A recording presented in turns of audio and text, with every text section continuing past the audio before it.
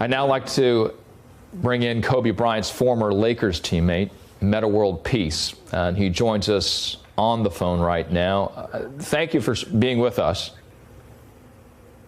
Yeah. Metta, how did you learn about today? And I know this is a tough loss for you. Just like, get up, people text you, and then, you hear one text, and you're like, maybe you're wrong, and then 30 more comes in, and then it's confirmed, It's not good. It's not good. How did you and Kobe get along, Metta? I'm not going to be able to talk more. I understand. It's good, Kobe's great, he's,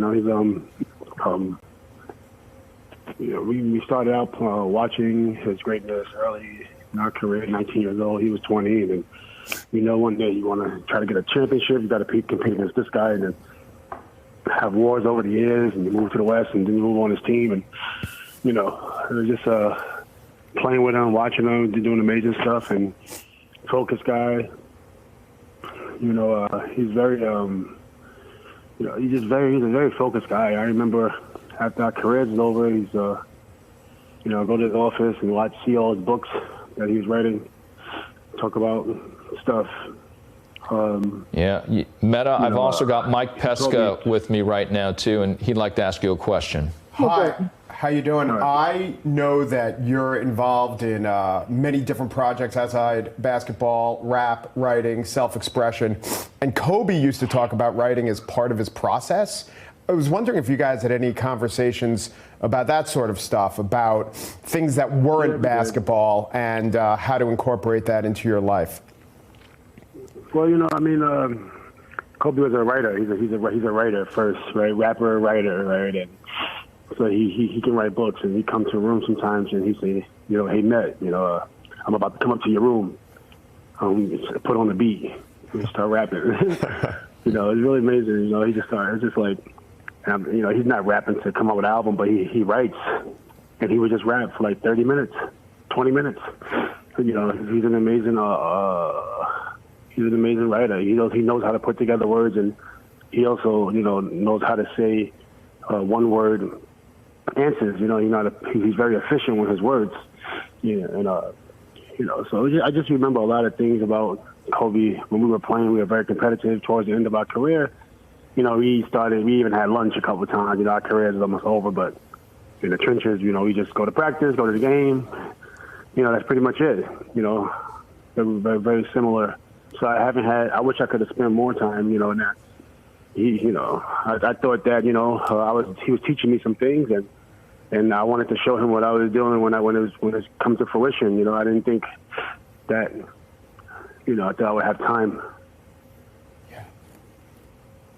Yeah. Reverend R. Sharpton is also here, Metta, and he asked a question for you. Matt, as you obviously have done a lot of work on the court and off the court, as you had discussions down through the years with Kobe and toward the end more when y'all were not as competitive, did he also seem sensitive to a lot of things that he never really would publicly get involved? Because in the few encounters I had with him, he seemed to have a sensitivity that he really never was that public about. Did you find that?